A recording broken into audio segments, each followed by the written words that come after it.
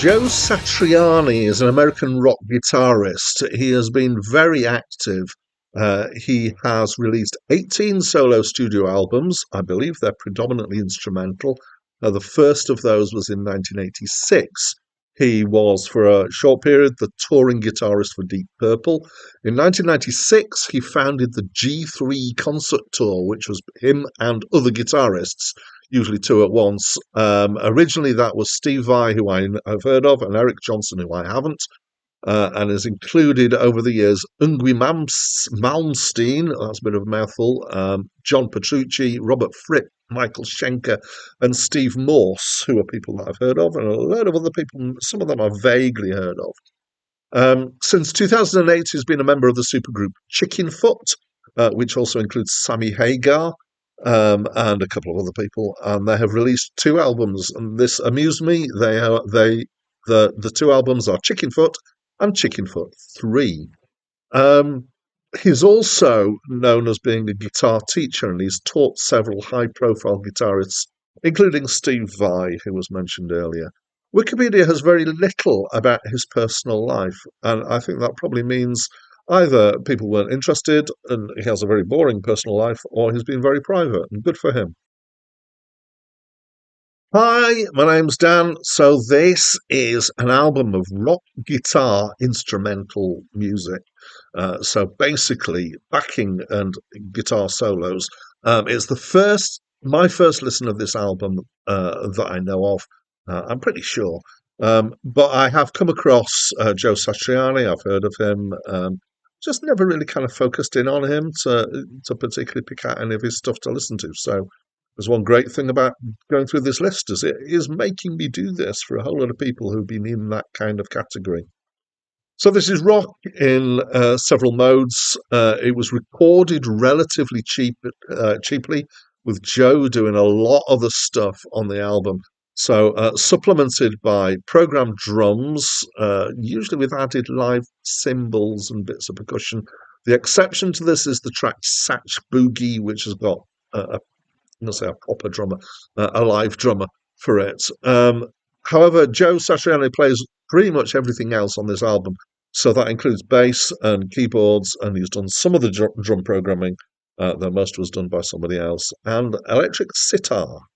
But I didn't particularly spot that on the album. It was released in 1987, and you can hear that in the backing.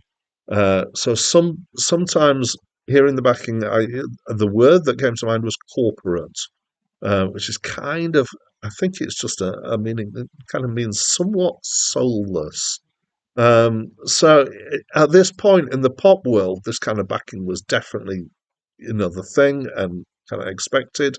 It has a feel a bit like some what I describe as AOR, so people like Don Henley and stuff like that. It's kind of this adult-oriented space, but at other times it's got more of a rock feel, which tends to come across better.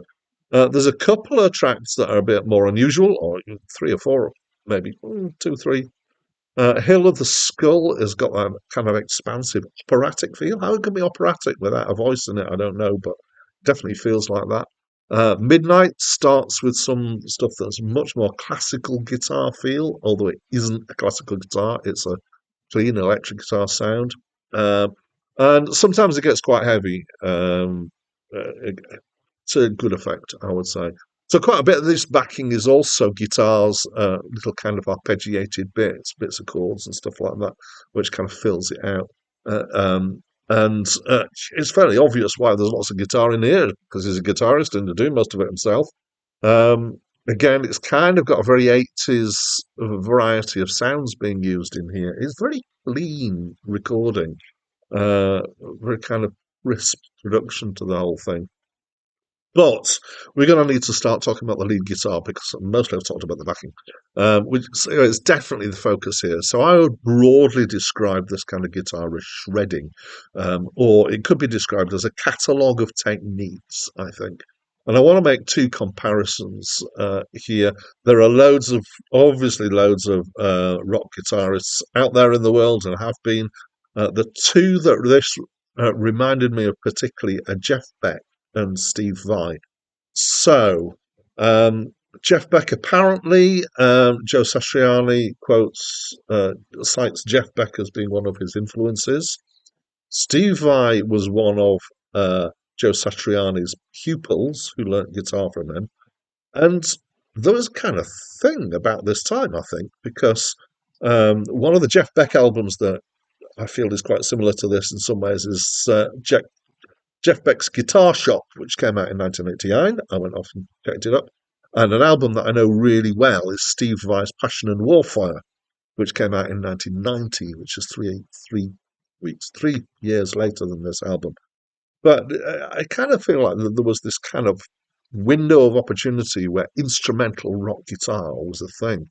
And I think, from what I gather, Joe Satriani's album was kind of pushing the boundary of that and going, yeah, you can do this. Because there used to be instrumental albums, back in the early 60s, late 50s, you kind of people like the Shadows and stuff, but they weren't necessarily, since then, they haven't been hugely successful. But this was, pretty successful, I believe.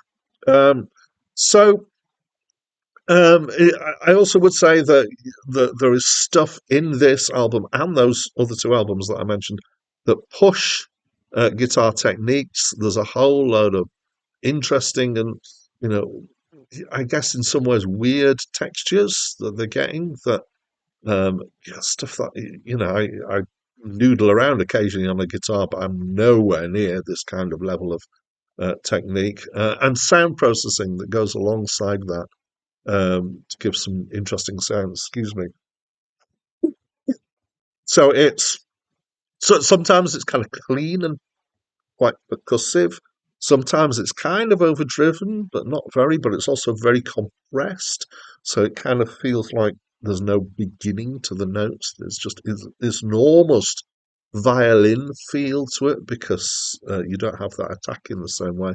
Sometimes on this album he uses an octaver, which gives it a depth to the sound, and then he can play very fast and very, very precisely in all sorts of very technical ways. So I enjoyed it. It's nicely varied. I did think when it came up, and I started listening to it, I'm thinking, right, okay, instrumental rock guitar is gonna. There's a real challenge here to actually make it interesting, and he's done a reasonably good job of that, I would say. I would say, though, it's still a little on the clinical side at times. It's not helped by the fact that the backing has drum machine and kind of programmed drums and kind of quite kind of plasticky keyboard sounds at sometimes. Um, so yeah, I reasonably liked it, and it's going to get a decent score. Just as a last thing, I want to say there's something that I'm always curious about with instrumental music, which is how do you come up with track names for these tracks? Because I mean, maybe these things, really meant something to him. I almost wondered if it was done in reverse. It'd be an interesting exercise to get a whole lot of people to suggest track names and then go, right, now how do I make something that sounds like that as music? Anyway, I'm going to finish up now. I've told you what I think of this album. I'd love to know what you think of this album, so do please let me know by leaving me a comment. And that's it from me for now.